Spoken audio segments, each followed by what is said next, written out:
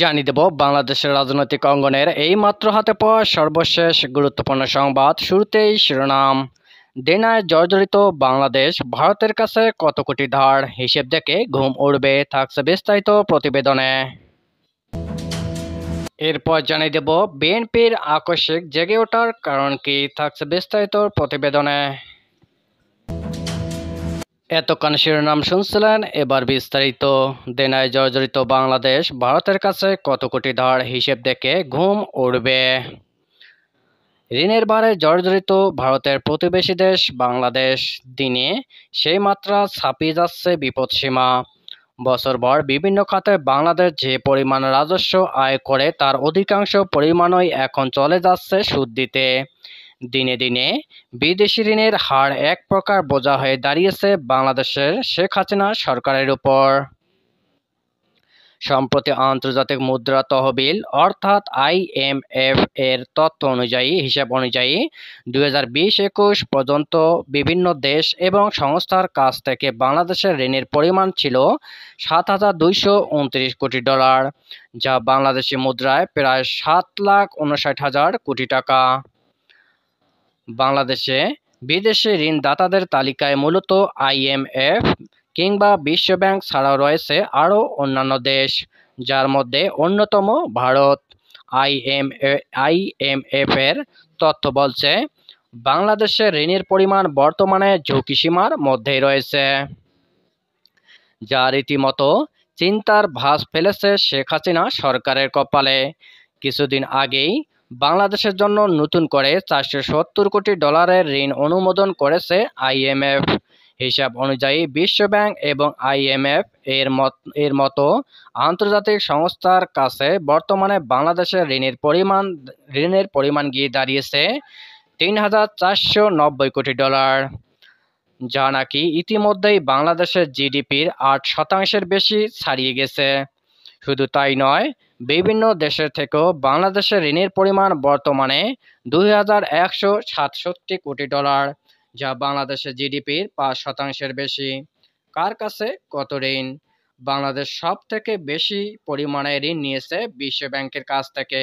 বর্তমানে এই ঋণের পরিমাণ $1,816 কোটি, আর এরপরেই রয়েছে এশীয় উন্নয়ন ব্যাংক ADBর কাছ থেকে $1,328 কোটি ঋণ নিয়েছে বাংলাদেশ। এছাড়াও তালিকায় রয়েছে জাপান, রাশিয়া এবং চীনের মতো প্রভাবশালী দেশগুলো। জানা যাচ্ছে জাপানের কাছ থেকে $923 কোটি টাকা, আর রাশিয়া এবং চীনের কাছ থেকে যথাক্রমে $509 কোটি এবং $476 কোটি ঋণ নিয়েছে শেখ হাসিনার দেশ।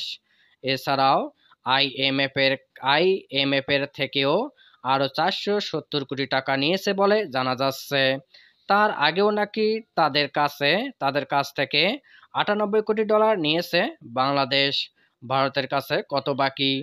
IMF এর দেওয়া তথ্য অনুযায়ী জানা যাচ্ছে জাপান, রাশিয়া সহ প্যারিস ক্লাবের সদস্যভুক্ত দেশগুলোর থেকে মোট $1,551 কোটি ঋণ নিয়েছে বাংলাদেশ।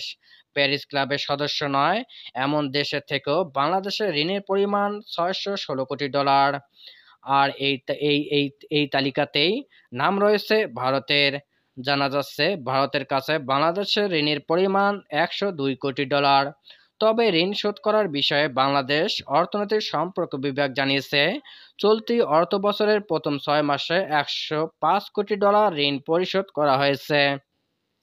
হিসেব অনুযায়ী 2022-23 অর্থবছরে হাসিনা সরকারকে মোট $278 কোটি ঋণ পরিশোধ করতে হবে, যা 2024-25 অর্থবছরে বেড়ে দাঁড়াবে $402 কোটি।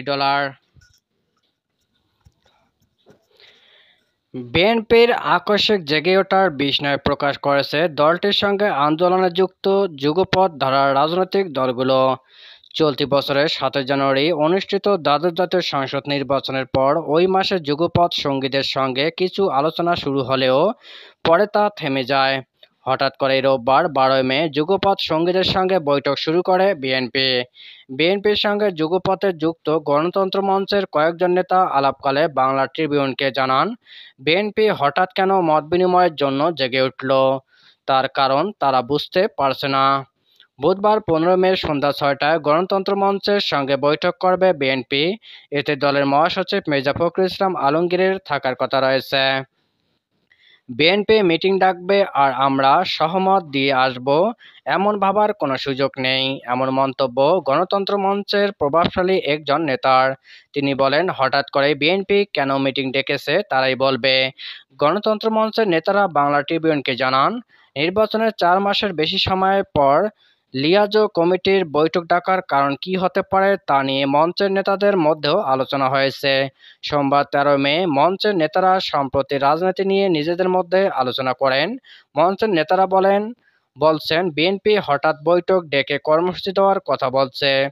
এই ক্ষেত্রে এই কর্মসূচির উদ্দেশ্য কি সরকারকে এনডেস দিয়ে সামনে যাওয়া, নাকি মধ্যবর্তী নির্বাচনের জন্য আন্দোলন তৈরি করা? গণতন্ত্র মঞ্চের অন্যতম নেতা সাইফুল হক বাংলা ট্রিবিউনকে বলেন, কালকে অর্থাৎ বুধবার বৈঠকে অংশগ্রহণের পর জানতে পারব কেন বিএনপি আকস্মিক বৈঠক ডেকেছে।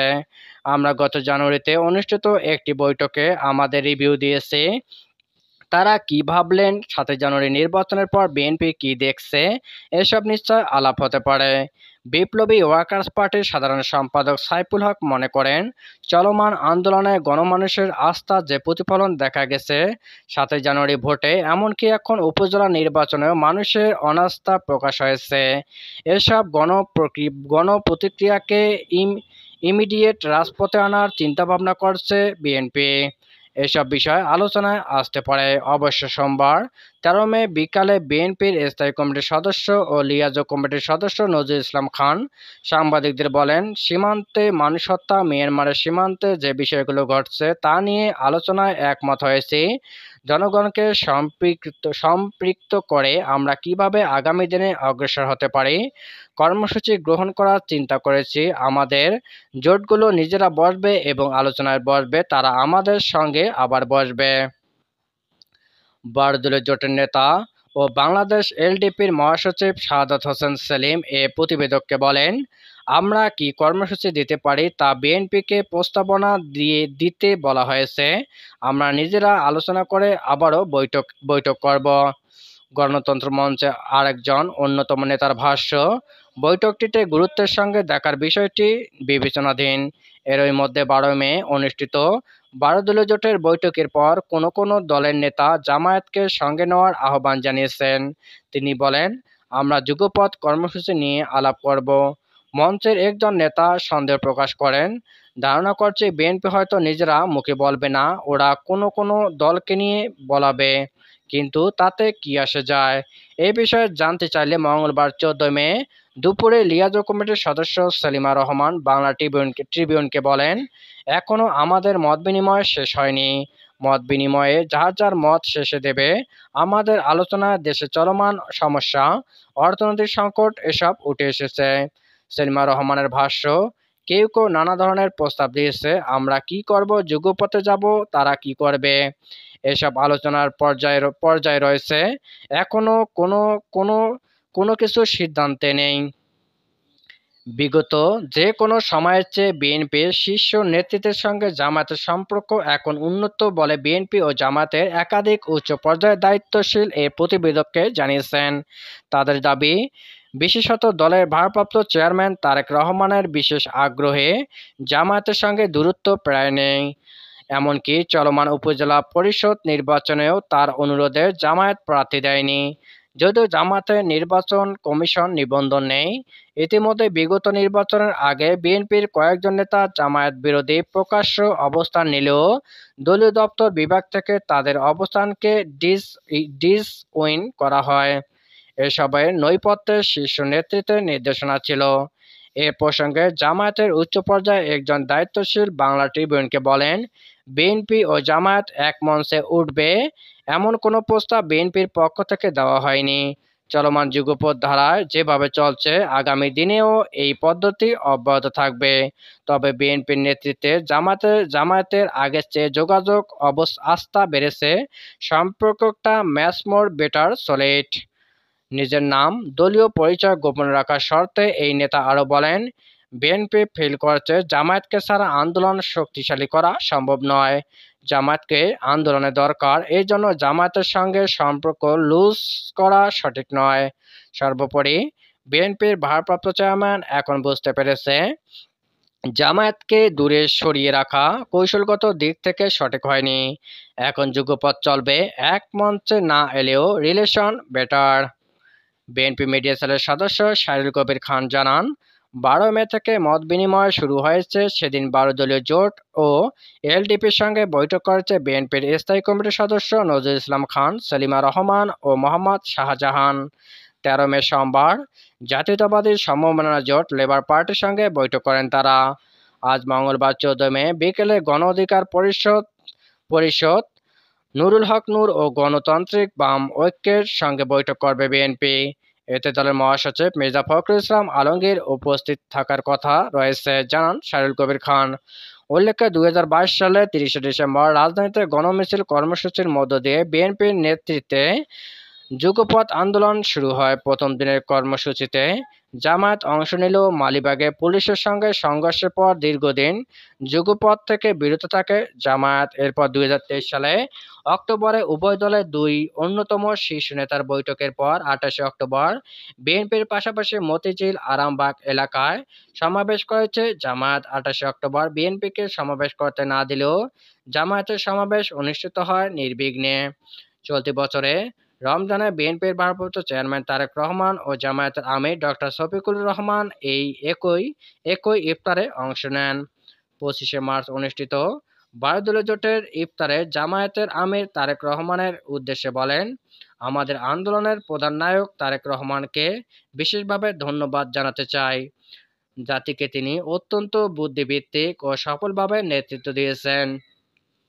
আন্দোলনে আমাদের পরাজয় হয়নি, যারা ভোট ছিনতাই করেছে তাদের পরাজয় হয়েছে। এ সময় সহাস্য জবাব দেন তারেক রহমান। ইফতারের হলরুম জুড়ে ওঠে হাততালিও।